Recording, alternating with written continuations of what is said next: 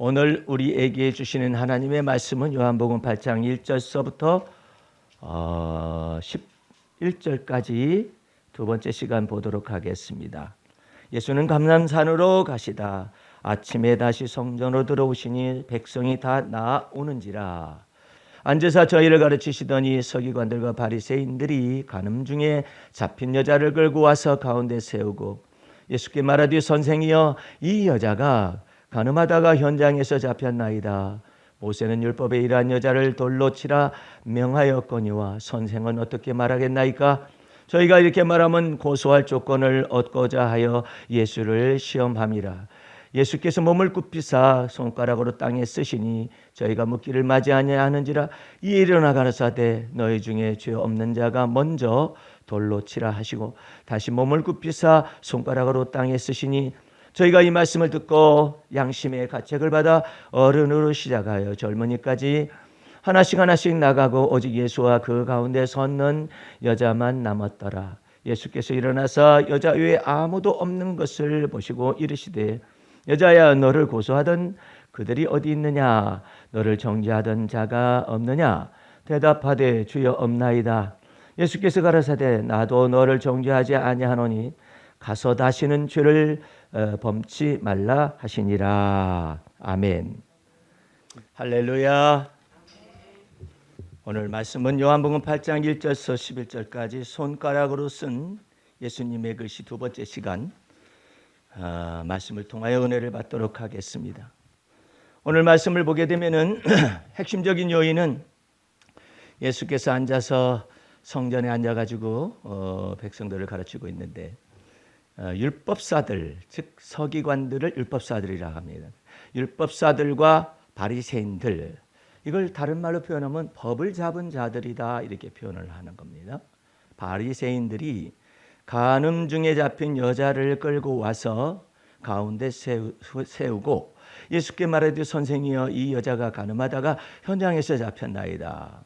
모세는 율법에 이러한 여자를 돌로 치라 명하였거니와 선생은 어떻게 말하겠나이까? 이는 저희가 이렇게 말하면 고소할 조건을 얻고자 하여 예수를 시험함이라 이렇게 돼 있잖아요. 여기에서 중요한 내용은 고소할 조건이라는 말하고 시험을 했다 이런 말이 있습니다. 만약에 그 여자를 놓아줘라, 예수님이 직접적으로 그렇게 말하면은 당신은 모세의 율법을 어긴 사람입니다 라고 말할 거예요. 예. 죽여라, 돌을 가지고 들어왔으니까 돌로 쳐 죽여라. 그게 이제 율법서에 나오니까요. 레위기 20장 10절에서 신명기 22장 13절 24절에서 간음하는 자는 반드시 돌로 쳐서 죽이라는 법이 모세의 율법이 나와 있는 거죠.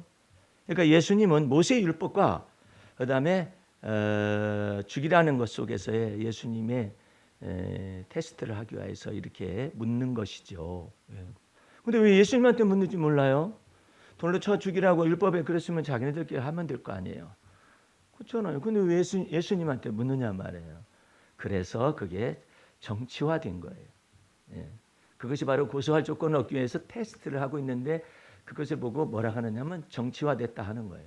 아니 모세율법을 어긴 여자가 있으면 현장에서 간음하다 잡혔으면 자기네들이 돌려 쳐서 죽이든지 그러면 되는데 예수님한테 가지고 와가지고 묻는 거예요.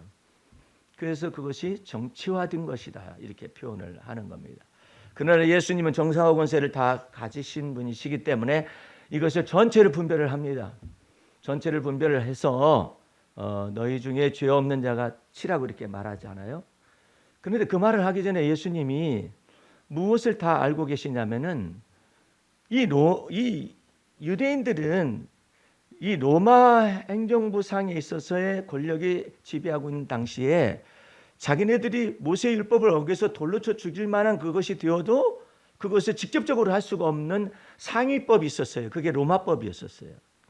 로마법에 의하면은 어떤 자기 로마 제국 안에 있는 사람들을 죽이려 할 때 직접 사형을 언도하거나 아니면 사형을 집행을 하지 못하게 했어요. 그게 상위법이에요. 그러니까 이 사람들이 율법사들과 바리새인들이 와가지고 돌로 쳐 죽이라고까지는 하는데 예수님이 과연 그걸 아는지 모르는지, 통과할 수 있는지 모르는지, 모세의 법을 통과할 수 있는지 없는지, 이걸 테스트하고 있는 거예요. 하나님이 가장 싫어하는 것이 뭐냐면 이 율법에다가 자기의 생각을 덧붙이는 걸 싫어하죠. 그것이 아담과 하와의 유전한 망령된 죄악 가운데 그게 있는 것이거든요.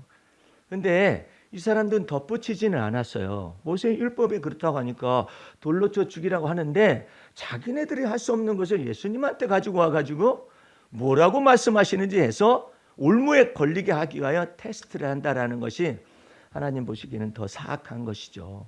근데 예수님이 이걸 잘 아셔요. 잘 아시기 때문에 만약에 돌로 쳐 죽여라 모세 율법대로 그러면은 자비가 없거나 아니면 로마법에 어긋난 행동을 하라고 했다. 그래서 고소할 조건이 생기는 거예요. 만약에 무조건 용서하라 그러면은 모세 율법을 어기게 되는 거예요. 그것 사이 예수님이 끼어 있으셨을 때 예수님이 두 가지 것을 말을 하십니다. 첫 번째로는 땅바닥에다 글을 막 쓰십니다. 이것은 첫 번째, 두 번째 땅바닥에 글을 쓰셨는데 첫 번째는 율법사들과 바리새인들에 관련된 내용에 대하여서 글을 썼어요. 이렇게. 땅바닥에 글을 썼는데 양심의 가책을 받는 거죠. 예. 땅바닥에 다 글을 쓰니까는 쓰시면서 두 번째 하시는 얘기가 너희 중에 죄 없는 자가 이 여자를 돌로 쳐라 이렇게 말을. 야, 엄청난 판결이 나오게 된 것입니다. 그 다음에는 돌을 들고 있는 수많은 증인들에 의하여서 땅바닥에 엎드려서 다시 또 구부려서 글을 막 쓰시게 됩니다. 글을 막 쓰시게 되니까 양심의 가책을 받아가지고 어른으로부터 시작하여 죄가 더 많은 사람 순서. 예. 그 다음에 젊은이들에 이르기까지 양심의 가책을 받아가지고 하나씩 돌멩이를 다 놔둔 채로 나가게 되는 거예요. 오늘 여러분들은 우리나라의 이 지금 형국 속에 전국 속에서 기이한 일을 여러분들은 지금 목도하고 있습니다. 이재명 씨라는 이 사람이 야당의 대표이잖아요. 근데 야당의 대표로서 여태까지 체포동의안이 발부된 적은 헌정사에 없었는데 이것에 관하여서 5가지 죄목을 나열을 해가지고 체포동의안을 누구까지 사인하느냐면 대통령이 사인을 해야 국회를 넘어오게 되는 것입니다. 그러므로 이것은 엄청난 부담이 많을 수가 있어요. 정부 여당에 있어서 엄청난 부담이에요. 왜냐하면 그것은 대통령까지 검찰에서부터 대통령에 이르기까지 사인이 들어가서 국회로 넘어오기 때문에 만약에 이것이 죄가 없음이 증거 법정주의에서 재판에서 밝혀질 경우에 이 부담은 고스란히 내년 총선 전국으로 갈 수가 있습니다. 부담이 다 되는 것이죠. 예. 그런데 이재명 씨라는 야당 대표는 무엇 때문에 이렇게 놀라운 것은요. 이 제목을 나열을 할 때 검찰총장도 그대로 마치 재판에서 끝난 것처럼 제목을 다 나열하면서 끝났다. 이재명이는 이제 정치 생명 끝났다라는 것으로 검찰총장이 발표를 해요. 그런 법이 어디 있어요? 그렇게 하면 안 되죠. 검찰도 그와 같은 지금 조사하고 이와 같은 것들을 기밀을 누설을 하면 안 되죠. 예. 그런데 이게 지금 형사법이 어긋나는 거예요. 그럼에도 불구하고 왜 이것을 막 정치적으로 다 검찰이 정치화해가지고 막 여권해가지고 이재명이를 잡아 뜯고 그 다음에 정죄하고 판단하고 막 이런 것들을 하느냐? 그것은 검찰이 벌써 수사기밀을 누설했다는 것 자체가 정치화됐다라는 거예요. 예. 그 정치화된 것인데 이재명이는 이 공소장이 계속 변경이 된다는 거예요. 이재명 씨를 갖다가 집어넣었다가 아니네 그냥 빼고 또 다른 데다 5가지 종목이 있으면 거기 처음에는 집어넣어서 공소를 제기하려다가 어라 이게 증거가 없다. 그래가지고 또 빼고 이런 들쭉날쭉하는 이와 같은 공소장을 변경을 수차례 해가지고 5가지 제목이 나온 거예요. 그런데 그 공정하다 싶은 변호사들이 나와가지고 이 일들에 관해서 막 해석들을 합니다. 해석들을 하는데 죄가 있으니까 검찰에서 기소하는 거 아니냐? 그것이 여권에서 나온 그와 같은 평가를 하는 사람들이에요. 그런데 중도 성향에 있는 사람들은 너무나 또 이 공소장이 앞뒤가 안 맞고 들쭉날쭉하고 이 이재명 씨를 증거가 있는 것 상태 속에서 몰아넣거나 기소를 할 수 있어야 하는데 증거가 안 보인다는 거예요. 증거가 안 보이는데 그 증거가 안 보이는 것을 만들어 가지고 이재명 씨를 5가지 제목으로 이제 국회에서 이제 체포 동의안을 낸 것이잖아요.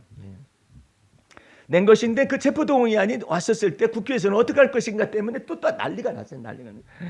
국회의원들은 여당 국회의원들은 뭐 죄가 있으니까 그런 것이고 탈탈탈탈 털어가지고 완전히 죽여버려야 한다고 그렇게 말을 합니다.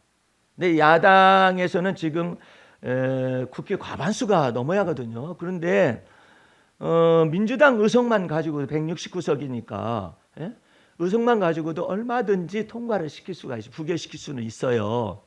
있는데 문제는 쳐다보는 거예요. 그 가운데서 한 28석만 만약에 빠져나오게 되면 이 체포 동의안이 가결이 될 수가 있는 이것을 지금 바라고 있는데 그렇게 되기는 상당히 어려운 거예요. 왜냐하면 야당 민주당 내에서도 내부 총질을 한다라고 그렇게 하지만은 그런 사람은 많지 않고 내부 총질하는 사람이 투표를 했는지 안 했는지가 뻔히 나타나요. 나타나게 되는데 그것을 이미 169석인데 그것을 갖다가 정의당의 협조 없이도 능히 부결을 시킬 수가 있는데 그거 만약에 민주당 자체 내에서 나는 안 찍는다. 나는 가결을 원한다. 이렇게 하는 사람은 벌써 알게 되죠. 그러니까 이것은 부결될 것을 다 알고는 있다 이거예요. 알고는 있지만은 이 사람들이 행여나 이탈표가 얼마나 나오는가 이런 것들을 살펴보고 있는 중에서 이 정치가 지금 굴러가고 있는 거예요. 여러분들 이재명 씨는 왜 나는 이와 같은 뭐라고 하느냐면은 이 법적인 이와 같은 것으로 인해서 걸리면 걸린다라는 것이 지금 걸리고 있는 거거든요. 걸어 넣고 있는 거잖아요. 왜 이와 같은 것 속에서 있고 두 번째로는 법적인 다툼이 있고 두 번째로는 여러분들 이걸 알아야 해요. 구설의 다툼이라는 것이 있어요. 이거 참 멋있는 단어입니다. 예. 법적인 다툼이 있고 그 다음에 구설의 다툼이 있는데 이 사람은 예수를 알긴 알아요. 예수를 알긴 아는데 이 사람이 의지할 사람이 아무도 없다는 것을 본인이 뼈저리게 알아야 해요. 아주 뼈저리게 알아서 겉껍데기로 교회를 다녔었다고 그랬는데 그 부인은 잘 예수를 믿는지는 잘 모르겠어요. 그런데 이 사람은 이와 같은 핍박과 이와 같은 구설의 다툼과 그 다음에 법적인 다툼에 있는 이와 같은 것을 한꺼번에 통과를 해야 통과를 할 수가 있으면 나는 대통령 자격으로 충분하다고 생각이 들어가요. 그렇게 깨트려 부서져야 아하 배나무 위에서는 갓끈을 고쳐매서는 안 되는구나. 배나무는 이 키가 크잖아요. 그런데 그 밑에 가가지고 갓끈을 이렇게 고쳐매면 갓끈을 고쳐매면서 배를 하나 딱 따가지고 있을지 어떻게 아느냐. 그게 법적인 다툼이고 구설의 다툼에 오를 수가 있기 때문에 그러지 말라고 하는 거예요. 그 다음에 오이밭에서는 신발끈을 고쳐매지 말라고. 오이가 키가 낮잖아요. 그러니까 거기서 오이밭에서 뭐더러 신발끈을 고쳐매는 순간에 법적인 다툼과 그 다음에 구설의 다툼에 오를 수가 있다. 그와 같은 것을 경험한 사람이 다윗이에요. 다윗이 모든 구설의 다툼을 다 곰팡 뒤집어 씌워가지고 사울왕이 이 정신분열증에다가 귀신이 역사했잖아요. 그래가지고 죽이기 위해서 계속 쫓아다니는 것이잖아요. 그럼 뭐 때문에? 이 구설의 다툼에다가 다윗을 향한 모든 거짓과 계율이라고 있어요. 이걸 다 뒤집어져 가지고 뭐라 하느냐면 걔는 죽어야 한다. 다윗은 죽어야 한다. 죽여야 한다. 이렇게 해가지고 사울 왕과 온 군대가 조직적으로 다윗을 수색을 합니다. 마치 그 이재명 씨를 법적인 것으로 막 다 걸어놓고 해가지고 하듯이 막 수색을 해요. 내가 이재명 씨가 다윗이라고 말하지는 않아요. 다윗은요 하나님의 의를 가지고 있었어요. 다윗은 죄가 없었어요. 죄가 없는데 죄를 뒤집어 씌운 거예요. 예. 그거하고 이재명 씨하고는 많이 다르죠. 근데 단지 예를 들자면 그렇다는 거예요. 그래서 구설의 다툼 속에서 다윗이 엄청난 많은 이 세상의 모순과 세상의 불의의 불법에 다 연단과 훈련을 받는 대로 주님이 집어둔 거예요. 그런데 주님이 이 그와 같은 불의, 이와 같은 불법, 이와 같은 걸 집어넣었을 때 다윗을 하나님이 어떻게 통과하는가를 쳐다보고 있고 가르쳐 주시기도 하고 그러는 거예요. 그 다윗은 이와 같은 불법과 불의를 인하여서 오늘 시편 37편을 내가 인문 기도문에다가 읽었거든요. 그게 뭐냐면 불의를 행하는 자와 행악자를 인하여 분노하거나 그것 때문에 불의를 인하여 막 분노를 내지 말라 이 말이에요. 왜냐하면 잠깐 보이다가 없어질 것이기 때문에 그렇다라는 것이죠. 오히려 여호와 하나님을 의뢰하여 선을 행하라. 여호와 하나님을 네가 의지하면 반드시 너의 의를 정오의 햇빛처럼 태양빛처럼 너의 의를 반드시 주님께서 나타내 주시겠다 그렇게 말하거든요. 그러므로 주의 이름으로 핍박을 받으며 주의 이름으로 고난을 받아라. 사도 바울은 그렇게 얘기를 한 것이죠. 사도 바울도 법적인 다툼과 그 다음에 또 구설수에 오르는 이와 같은 걸 그대로 다 받으면서 통과를 하기 시작을 했어요. 다윗은 하나님 앞에서 그러면 어떻게 통과했느냐? 이와 같은 걸 악으로 갚지 않냐고 욕을 갚지 않는 이 하나님의 복음 진리 안으로 들어가게 했는데 그 비결이 뭐냐 이 말이에요. 우리는 생각할 때 나는 악을 안 갚아야지. 내가 착한 마음 가지고 견뎌내야지. 그러면은요 자기의가 생겨요. 예. 자기가 견디니까. 또 나는 율법을 지켜서 변함없이 해야지. 그러면 율법의 의가 생겨요. 하나님의 의는 그게 아니에요. 하나님께서 다윗에게 그걸 가르치십니다. 네가 불의의 창수가 너를 덮고 지옥의 권세가 너를 덮어서 사망의 음침한 골짜기를 네가 지나간다 할지라도 그럼 어떻게 합니까 주여? 여호와 하나님만이 나의 구원이시며 여호와 하나님만이 나의 반석이시며 여호와 하나님만이 나의 피난처가 되십니다. 그렇게 하면은 내가 너를 사망의 음침한 골짜기를 능히 통과하게 하여 주겠다. 여러분들이 그런 내용을 철로역정이라는 그 정말 놀라운 책에서도 보면은 그 사망의 음침한 골짜기를 걸어가려고 하잖아요. 그러면은 엄청난 짐승이 물어 뜯기 위해서 이빨을 드러내고 다 해요. 근데 이게 겁을 주잖아 이렇게 해가지고. 근데 사망의 음침한 골짜기에서 주님만 바라보고 있으면 여기까지는 와요. 막 침도 흘려요. 막 이게 침도 흘려가지고 잡아먹을 듯한데 나를 잡아먹을 수는 없어요. 왜? 그 사람이 그리스도의 날개 그늘 아래 있고 그리스도의 옷을 입고 하나님의 은혜 속에 있기 때문에 겁만을 주는데 핥히지도 못하고 잡아먹지도 못하고 그런 상황 가운데서 걸어가는 장면이 나오거든요.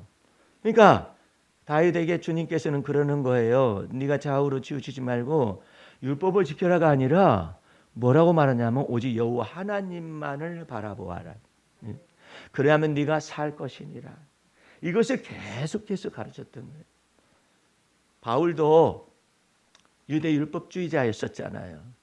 그런 사람이 유대교를 배신한 거나 마찬가지잖아요. 그리스도를 만나서 그리스도인이 됐다라는 것은 놀라운 거예요. 그때 당시에 법 잡은 자들이 잡아 죽이기 위해서 사울왕을 잡아 죽이기 위해서 40여 명의 결사대가 붙었어요. 이 사람을 죽이기 전에는 먹지도 않고 마시지도 않고 잠도 안 자겠다라는 결사대에 붙어가지고 다윗이 막 복음을 한참 막 복음을 잘 전해가지고 많은 사람들에게 교회를 세우고 막 이와 같은 것이 있게 될 때 하나님이 뜻하시면은 이 사도 바울을 거기에 머물러 있지 못하게 하기 위해서 다른 데로 가게 하기 위해서 이 짐승 같은 유대인 이와 같은 이 마귀의 집단이라고 귀신의 집단이라고 예수님이 요한계시록에 말했는데 이 사람들을 동원해서 일으킵니다. 그래가지고 막 쫓아가서 죽이겠다 그러면 바울이 거기에서 목회지를 후배한테 넘기고 그 다음에 다른 데 가가지고 또 복음을 전하고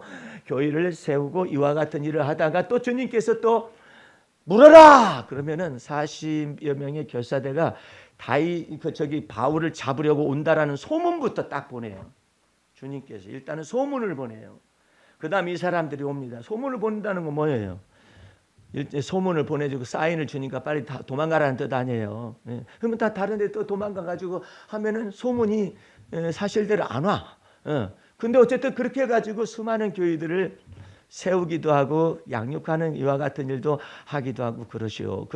근데 그 모든 것들이 뭐냐면 유대인들이 이 바울에게 율법에 속한 것도 하고 법에 논쟁하고 다툼하고 그다음에 이 구설수를 보냅니다. 구설수를 보내는 게 뭐냐면 바울은 사도가 아니다라는 말을 하게 합니다. 아니 바울이 사도가 돼가지고 주의 복음 계시를 받았잖아요. 예? 복음 계시를 받은 것을 무엇이 증명해? 사도라는 직분이 증명하잖아요. 사도의 직분과 바울이 주의 복음 계시를 받은 것은 뗄래야 뗄 수가 없는 이와 같은 상황인데 바울은 그와 같은 것 속에 있어가지고 어떻게 하나님께 대하여 신앙 고백을 하는가를 주님께서 보는 거예요. 그래가지고 이 바울의 자아를 완전히 깨트려 부시는 거예요. 무엇을 가지고? 법의 다툼하고 그 다음에 구설의 다툼을 통하여서 이 사도 바울의 자아를 깨트려 부시요. 왜냐하면 너무 잘났어요. 사도 바울이 너무 똑똑해요. 너무 똑똑해가지고 자기의 지혜가 넘쳐나는 거예요. 하나님의 지혜를 안 받아도 넘쳐나요. 그래가지고 이것이 나중에 올무가 됩니다. 그런데 이걸 다 깨뜨려 부시고 난 다음에 이스라엘의 통일 왕국을 되어도 이 똑똑한 것이 남아 있었어요. 남아 있으니까 여호와의 법궤를 모셔 올려 할 때 자기는 보좌에 딱 앉고 15,000명씩을 쫙 도열한 다음에 소달구지에다가 법궤를 싣고 오다가 난리가 났잖아요. 그때 다윗이 이것은 하나님이 내게 주신 사인이다. 내가 죽어야 했는데 지금 저 사람이 웃사라는 사람이 법궤를 잡다 죽었구나. 그 사인을 알아듣는 귀가 엄청 빨라요. 여러분들 머리가 좋고 나쁜 것은 죄가 아니에요. 그런데 여러분 속에서 알아듣는 귀, 이 알아듣는 귀, 보는 눈, 심령의 깨달음만 열려 있으면 무엇이 빠르냐면은 회개하고 돌이키는 것이 빨라요. 우리 주님은 그걸 원하는 거예요.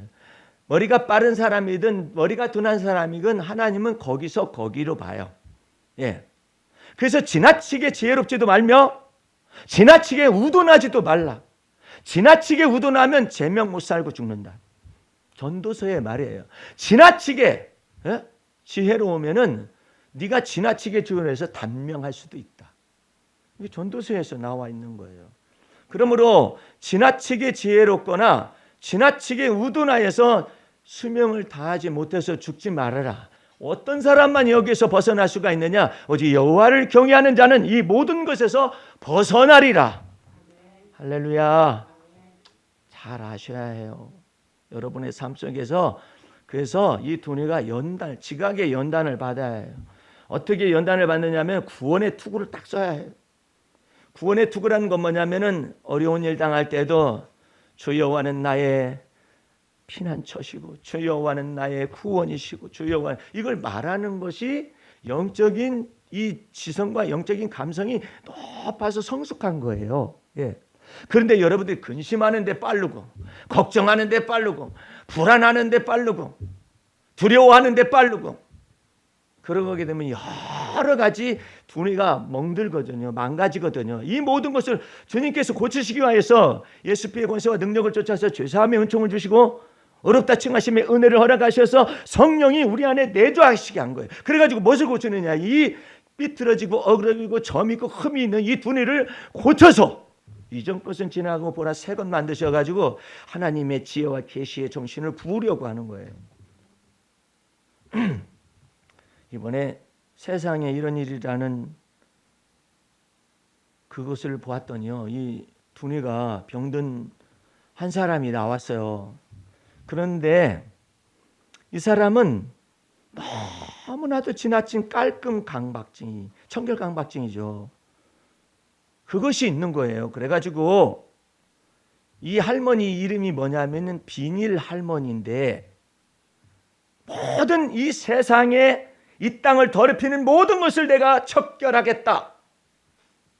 할머니가 결심을 했어요. 그래가지고 그게 뭐냐면은 비닐을 떠난 모든 건 다 더러운 거야. 그래서 비닐을 꾸러기로 가지고 다니면서 자기네 집에다도 비닐로 다 덮고 거기다가 그 모기향 같은 걸 막 뿌려가지고 음식을 비닐 안에다 넣어놓고 막 다 보존하고 뭐 다 어쨌든 비닐 더미가 그냥 방 안에 가득해요. 거기서 끝나면 모르는데 이 비닐을 갖다가 우리 집에서도 더러운 것들이 많아가지고 부정한 것들이 많아가지고 이런 것인데 밖 세상을 보니까 거기는 더 더러워요. 그래가지고 비닐을 이제 꾸러미로 이렇게 들고 다니면서 길거리에 담배꽁초도 비닐에다 담고 이 부정한 것을, 이 더러운 것들을 갖다 다 척결해버리겠다고 해가지고 길바닥을 돌아다니면서 막 하다가 비닐이 더 돈이 많이 들었는지 이제는 화장지를 가지고 다니면서 막 하다 보니까 이 할머니가 더러운 것을 치우긴 치우는데 휴지가 더 많아. 그래 난리가 났어. 이게 고창에서 일어난 일이에요. 예? 이 난리가 났단 말이야. 그리고 더 놀라운 것은 어떤 사람이 지나가다가 나를 스쳤잖아요. 빨리 비닐을 가지고 막 자기를 깨끗하게, 저 더러운 것에 나를 만졌다고, 예? 스쳤다고. 이거 좀 이상하지 않아요? 강박증이죠. 그래서 할머니한테, 왜 할머니, 제작진이 묻는 거예요. 왜 그렇게 하십니까? 그랬더니 일처리를 안전하게 하기 위한 것이라고 말을 해요. 예? 도대체가 왜 이럴까 해가지고 정신의학과에 이제 의뢰를 했어요. 그랬더니 이분이 그건 전부 다 퇴행이라든지 아니면은 강박증에서 나온 겉의 행동들이고, 사실은 그것 때문에 그런 것이 아니라 3년 전에 어머니를 떠나 보냈는데 고생을 사서 하고 있다고 밝힌 비닐 할머니는 이 불효로 인해서 자기가 너무나도 어머니한테 한 것이 없다 해가지고 그 강박증하고 보상심리를 자기한테 적용을 하거나 남한테 적용해가지고 세상에 더러운 것은 나는 보지 못한다. 그렇게 말하더니 결론적으로 뭐라 하냐면 자기도 견딜 수가 없다는 거야. 왜 내가 이렇게 비닐을 가지고 다니면서 해야 하는, 이것도 보통 고단한 일이 아니고. 제작진한테 뭐라 했느냐면 나처럼 살지 말고 방황할 바에야 차라리 자살을 해라.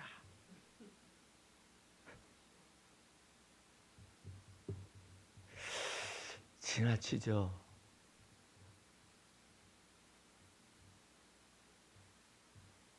왜 이렇게 사람의 두뇌가 정상이었었는데 지정이의 아름다운, 진선미의 아름다운 것이 하나님의 형상으로서 이미 들어와 있었는데 왜 점도 있고 흠도 있고 티도 있고 어그러지고 삐뚤어지고 이렇게 됐을까?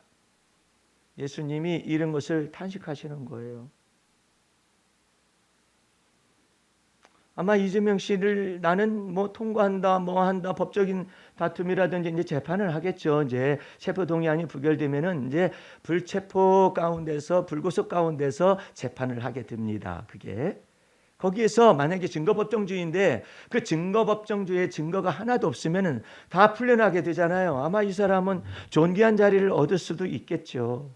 그것은 미래이니까 우리가 이렇다 저렇다 말할 필요는 없는데, 한 가지 분명한 것은 여호와 하나님께서 이재명 씨라는 사람을 천박한 그릇에서 귀한 그릇으로 만약에 쓰시기로 작정했다면 이 사람이 오늘 메시지를 알아들어야 해. 이걸 알아들어야 하거든요. 하나님의 뜻이 뭐냐? 왜 나는 이렇게 법정 다툼과 구설수의 다툼에서 이렇게 그냥 얼굴 맺어가지고 내 인생이 이러냐? 이렇게 말할 것이 아니라 이 뜻을 알아들어야 해.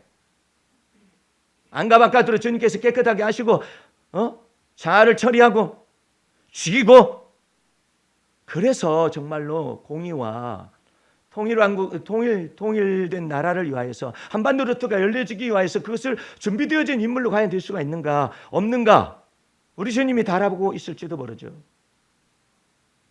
오늘 여러분들은 주님께서 땅바닥에 글씨를 쓰셨다고 그랬잖아요. 양심이 다 가책을 받았다고 했어요. 놀라운 사실은요, 모세의 율법은요 양심상에 있는 데까지 죄를 정죄할 수 있는 깊이가 없어요. 그래서 예수님이 산상수훈에서 이 복음의 완전성, 이것을 그리스도의 율법의 완전성을 이걸 선포를 한 거예요. 너 옛사람이 모세가 말한 바 살인하지 말라 하는 말을 너희가 들었거니와 나는 너에게 이렇게 말하노라. 와, 모세의 율법을 변개하고 있잖아요. 하나님께서는 모세의 율법을 변개하는 자는 죽을 것이다, 저주를 받을 것이다, 이렇게 말을 했거든요. 그런데 이 예수님이 하나님이 직접 보내신 자로서 하나님의 아들로서 나는 너에게 이렇게 말하노라면서 완전한 그리스도의 율법을 선포하시는 거예요. 그게 뭐냐? 살인하지 말라는 말을 너희가 들었거니와 너희가 마음속에 미워하는 자는 이미 살인하였느니라. 그 양심상의 죄악까지도 정죄하는 법이에요.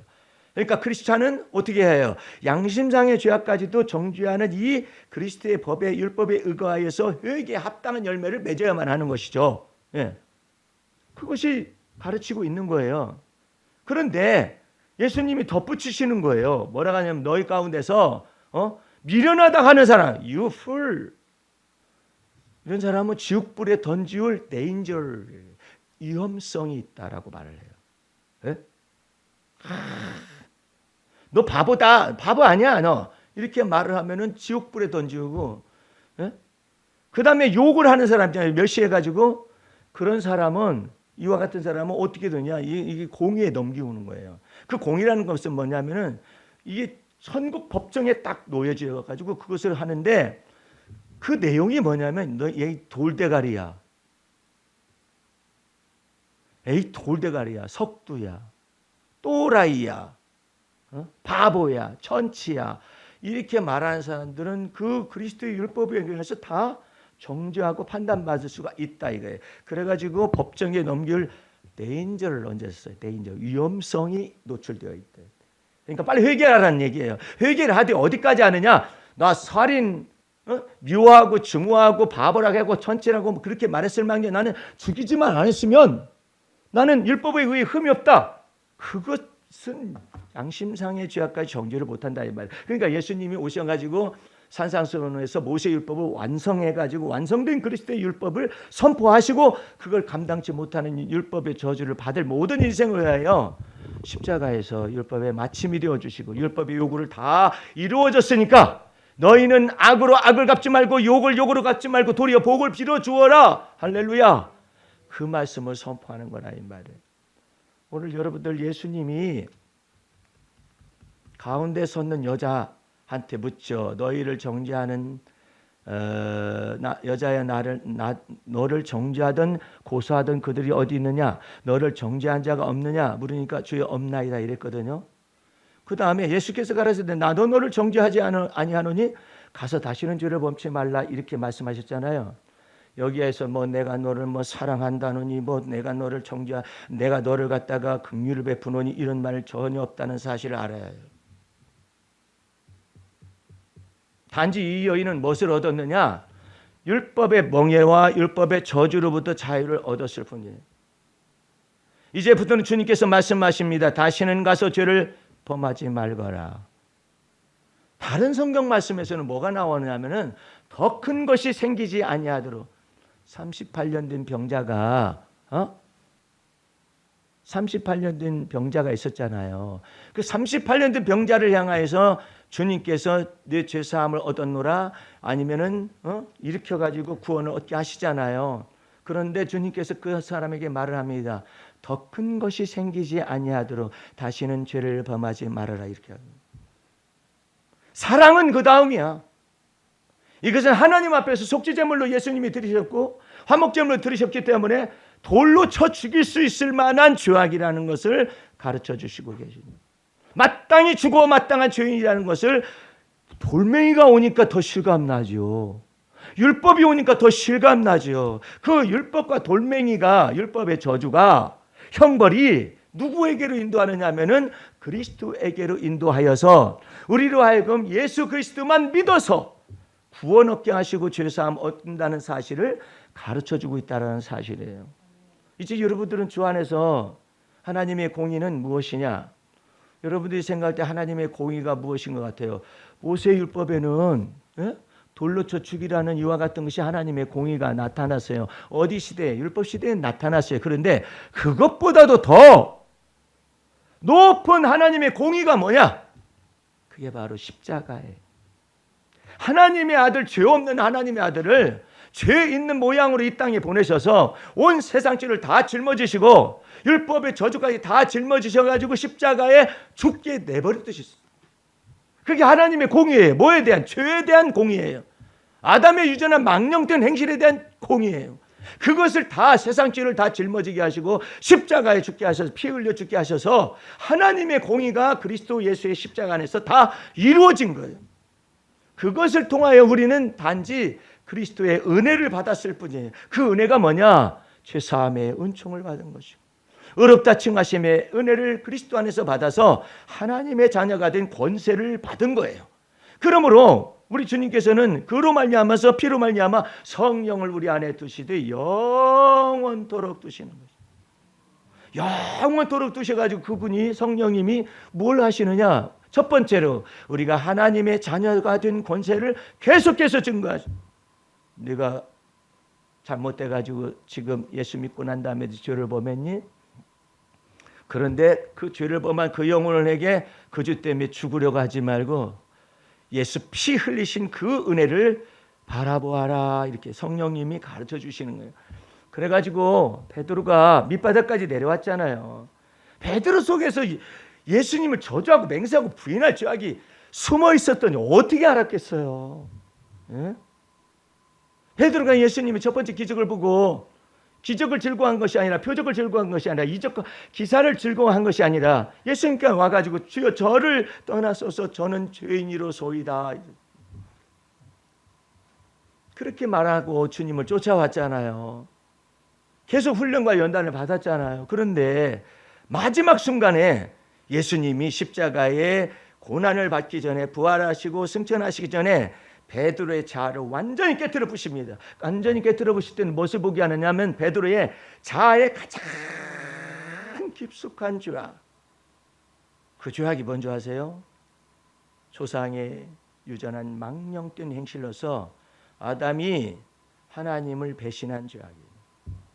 그것이 유전한 모든 형질로서 인간의 밑바닥 속에 다 있다라는 것을 그리스도인이 된 이 베드로의 사도가 된 베드로의 밑바닥까지 다 드러내요. 몇 년 전에 어떤 사역자가 제 앞에 왔어요. 나는 주님께서 내 안에서 말씀하신 성령 역사를 쫓아서 빤히 이렇게 쳐다보면서 내가 성령님이 말씀하시는 음성을 주시는 대로 감동을 주시는 대로 그대로 얘기할까요? 아니면 둘러서 얘기할까요? 아니면 설탕 발라가지고 얘기할까요? 그랬더니 설탕 발라서 얘기하거나 둘러서 얘기하거나 하면 여기 오지 않았다는 거예요. 그래서 내가 아예 얘기를 해드리죠. 그랬더니 주께서 뭐라고 그 사람에 대해서 말하냐면 은사도 받았고 사역도 잘하고 헌신도 잘하는데 그 속에 호랑이 기질이 너무 싸나운 거예요. 아주 싸나워. 그 다음에 그 깊은 뱃속 밑바닥에는 뱀의 세력이 있다. 근데 그분이 무슨 얘기를 하느냐면요, 자기가 뱀의 세력이 있는 건 알겠대. 예수 영접했을 때 자기 속에서 이 짐승과 같은 이 용이 확 나갔대. 그런데 호랑이 세력이 있는 건 몰랐었습니다. 그러더라고. 모르면 모르는 대로 살아요. 그러나 눈에 호랑이 눈이 있고 성질 뒤집어 엎어보면 그 속에 싸납배기가 얼마나 싸나운지 본인도 아마 모를 거라고 했더니 뭐라고 얘기하느냐면 잘은 모르겠는데 지금은요, 제가 맞인데요, 내 동생들 두들겨 패고 그랬어요. 어렸을 때요. 말 안 들으면. 아니 근데 왜 당신이 때려? 아버지가 계신데? 그래도 나도 성질 한 성질 하기 때문에 그랬다는 거예요. 그래서 그건 조족지열이다. 조족지열이 뭐냐, 너무나 어려운 말을 쓰니까 모르잖아. 세 발의 피다. 그러니까 아직 멀었다 이거 나타나면 왜? 이 눈에 딱 있어요. 눈에 불타는 이 성격이 딱 들어와 있어요. 그 다음에 뱃속에도 있어요. 나중에 몇 년 되면은 알게 될 거예요. 그랬더니 몇 년이 지났어. 이제 훈련은 계속 받죠. 몇 년 전에 내가 얘기했었던 호랑이, 그 기질이 있는 거 알았어요? 그랬더니 알았대. 왜 어떻게 알았냐니까는 자기 교인은 전부 다 싸낙배기들만 모여 있는 거예요. 그래가지고 왜 저렇게 저 인간들이 서로 싸나워가지고 저 자기들끼리 막 싸우고 다투고 그냥 하여튼 여러 가지 종류들이 왔는데 인류적인 것은 다 싸나워. 그럼 왜 저렇습니까? 기도했더니 네가 싸나운 거 현장에서 목도하고 현장에서 회개시키기 위해서 그 싸난 인간들만 다 골라다 모아다. 그러면서도 찬송가는 잘 부르는데 그게 너였어. 그러면서도 뭐 웃으면서 막 음식도 잘해보고 그게 너. 그렇게 가르쳐 주시더래요. 나도 우리 어머님이 이게 예수 믿기 전에요. 내가 20살 때 예수를 믿은 것 같은데 19살 때 말해서부터. 그런데 우리 어머님이 나 청소년 시절에 이렇게 보면은 아이고 내가 네 눈을 쳐다보지 못해. 저 싸낙배기. 나는 아버지 기질 닮아가지고 그런 것이 없다고 생각했거든요. 근데 어머니 기질이 있었더라. 우리 어머님이 싸나워요. 아주 잘해줄 때는 너무나 잘해요. 근데 맞아. 싸낙배기 나오면은 우리 아버지 대신에 전사가 돼가지고 싸워버려. 우리 아버지는 그런 말 못해요. 근데 우리 어머니가 나와가지고 경우 있는 소리를 해야지. 경우 있는 소리를 해야 할 거 아니냐고. 그러면 뭐가 내가 경우, 이것이 경우 없는 소리잖아. 그거 내가 당신의 집에 가서 하면 좋겠어요? 근데 그런가, 아유 잘못됐네. 아유 죄송합니다. 형수님 죄송합니다. 재수씨 죄송합니다. 내가 몇 번을 봤어요. 몇 번. 우리 아버지는 그렇게 말하실 분이 아니에요. 말 안 해요. 아주 그냥 새님이셔요. 그럼 우리 어머니가 우리 아버지의 방패가 되었어요. 그런데 그것이 어디서 왔는가 했더니 얘기를 들어봤더니 우리 외할아버지가 호랑이에요. 호랑이. 우리 어머니가요 막 감정 표현도 막 풍성하고 막 굉장히 그냥 아주 좋은 어머니예요. 그런데 호랑이 할아버지, 그러니까 그 어머니의 아버지가 꽉 잡아놓는 거예요. 여자가 어디서? 그래가 여자를 붙잡아 놨는데 우리 아버지 같은 새님 아버지를 만나가지고 여자가 다 나와버렸어. 하고 싶은 거 다 하고 그냥 뭐 다 하시고, 네. 마음에 한이 없도록 그냥 사시고 예수 믿어가지고 또한 사시고 그래서 주님 나라 가시긴 가셨었지만은 아이고 우리 어머님이 막 뭐 헐몬 때문에 그런지 이게 뚱뚱 하셔가지고 있는데 거기에 네 사람이 뚱뚱한 여자분이 있어요. 나이가 같아요. 그 개원들이에요. 이 사람들이 도로를 쫙 어쩌다가 가더라고. 가니까는 다른 사람들이 쳐다보면서 웃으면서 아이고 도로가 꽉 찼네. 근데 이 사람들이 뭉치잖아요. 말을 못해요. 남자분들이. 그리고 그 사람들의 남편들은 전부 다 그 퉁퉁한 여자분들이 방패가 되어주세요. 남편의 방패가 여자분들이 방패가 돼가지고 이 사람들 입에 오도 내리면은 그냥 입으로 다 죽여버려요. 그치? 남자를. 뜨거 내 사람이 달라붙어 막 뚱뚱한 사람. 예? 그랬대. 우리 한번 뭉칠까? 그럼 뭉쳐가지고 그렇게 하고 개를 열어가지고 돌아다니면서 그냥 단합대회 하시고 그러시니 오직 의사소통이 잘 되겠어요? 그런데 내가 어머니 기질이 있었잖아요. 아버지 기질이 있었을 때는 그런 것이 안 나타나니 어머니 기질이 이게 드디어 이제 연단을 받고 훈련을 받을 때가 되니까 이게 눈에 우리 어머님 나보고 저 눈구멍 좀 봐라. 눈구멍 좀 봐라. 그거 회개하느라고 참 사나운 성질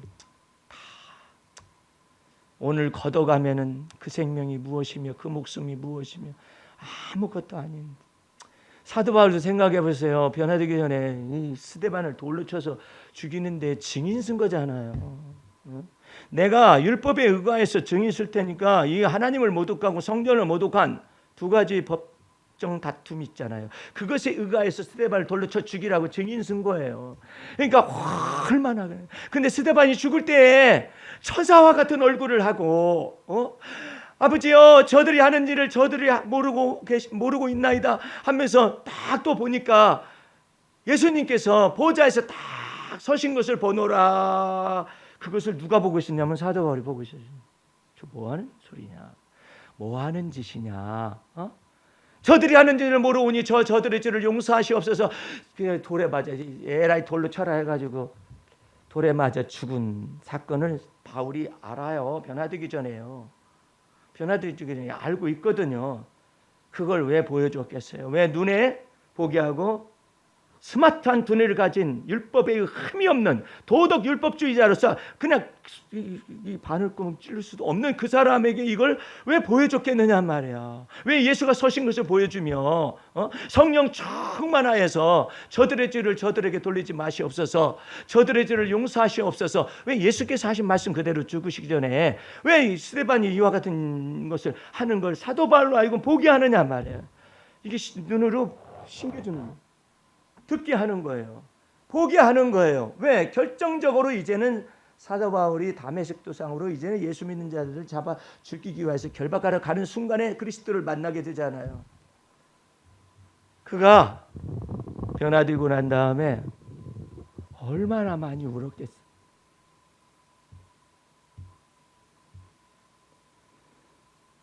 스데반을 생각하면서 얼마나 많이 그가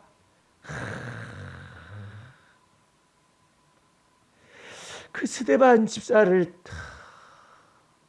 그것을 얼마나 많이 울었겠느냐 말이에요. 회개를 얼마나 많이 했겠느냐 말이에요.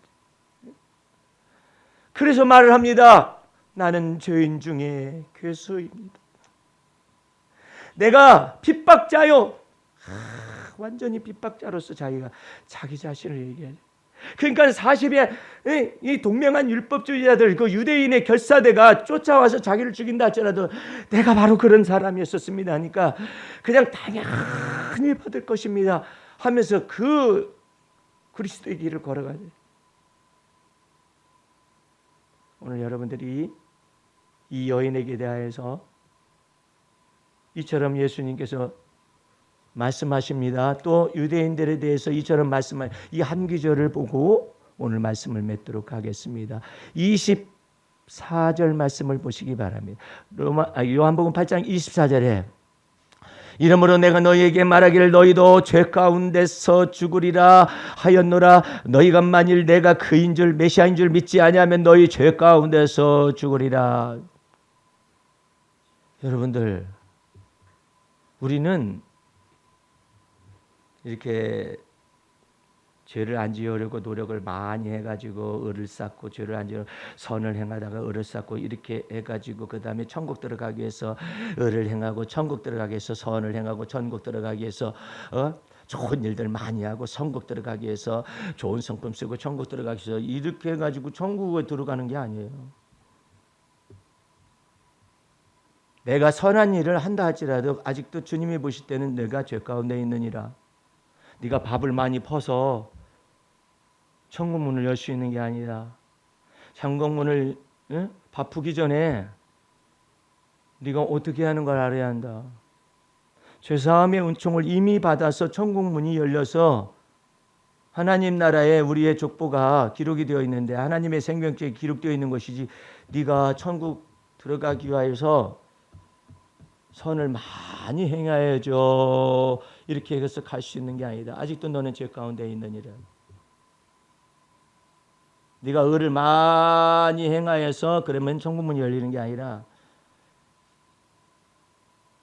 예수 피에 의로운 것을 보시고 하나님이 우리에게 의롭다함을 주시는 것이고 예수 피가 저먹고 흠없고 티가 없기 때문에 속죄제물로 하나님 앞에 드려지고 화목제물로 하나님 앞에 드려졌기 때문에 우리가 죄사함의 은총을 이미 받은 거예요. 벌써 받았어요. 받기 위해서 노력하는 천국문을 열기 위해서 노력하는 게 아니야. 천국 열쇠를 얻기 위해서 내가 부지런히 밥을 푸거나 아니면 무엇을 하거나 선행을 하거나 이러는 게 아니라고.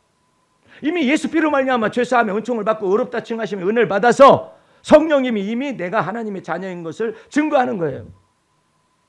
그러니까 여러분들은 어떻게 행하겠어요? 예수를 믿는 믿음으로 선을 행하라. 예수를 믿는 믿음으로 의를 행하라. 예수를 믿는 믿음으로 성령을 쫓아서 선을 행하라. 성령을 쫓아서 해야 해요. 그렇지 않으면 그 모든 것들이 다 물거품이에요. 네가 그거 자기의 쌓기 위해서 그런 거 아니야. 네가 너의 도덕적인 의를 자랑하기 위해서 그런 것이 아니냐.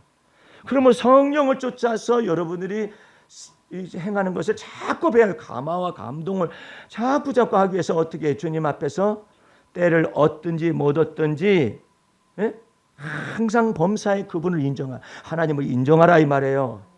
그러면 주님께서 무슨 일을 하든지에 관하여서 내어 맡기잖아요. 그러면 그 일에 관해서 하나님의 살아계신 능력과 증거를 보여주셔요.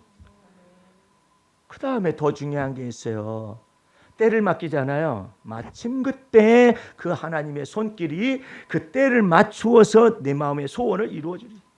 그 때를 맞추는 거예요. 때를 맞추는 거예요. 바쁘면 바쁜 대로 때를 맞춰요. 안 바쁘잖아요. 안 바쁜 대로 때를 맞춰요. 급하면 급한 거예요. 하나님께서 모르시겠어요?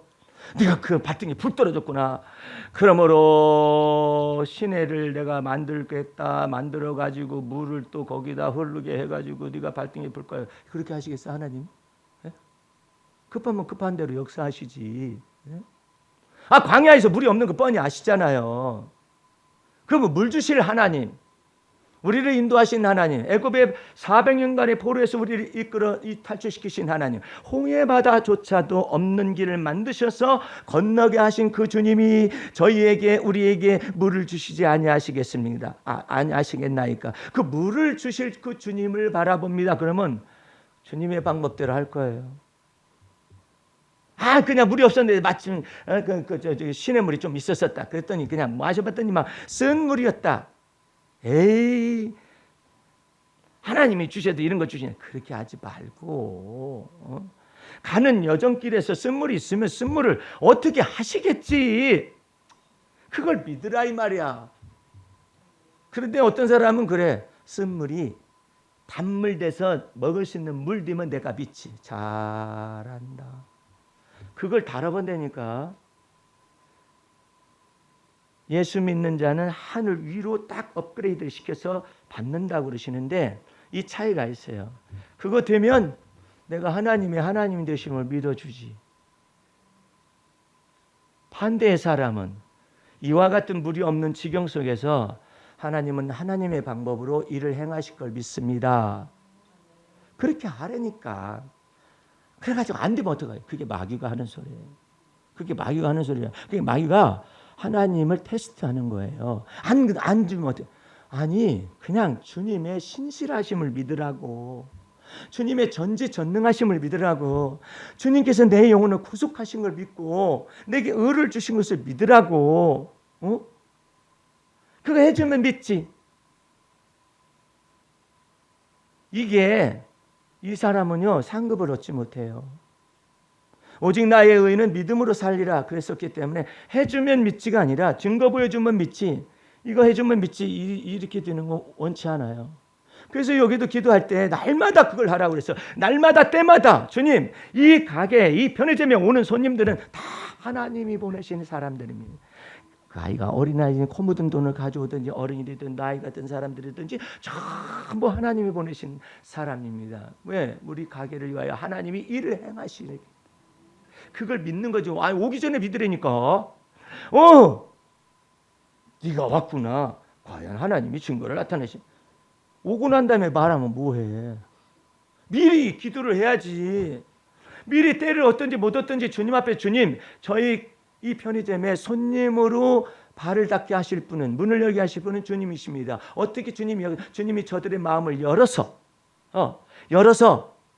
거대한 이마트나 롯데마트처럼 먼데 가기가 어려운 사람들은, 전부 다 귀찮아서 됐든지 어떻게 됐든지 그 연유가 어떻게 됐든 간에 여기를 오게 하는 모든 사람들은 하나님이 이 문을 열고 들어오게 하시는 사람들을 저는 마음에 믿습니다.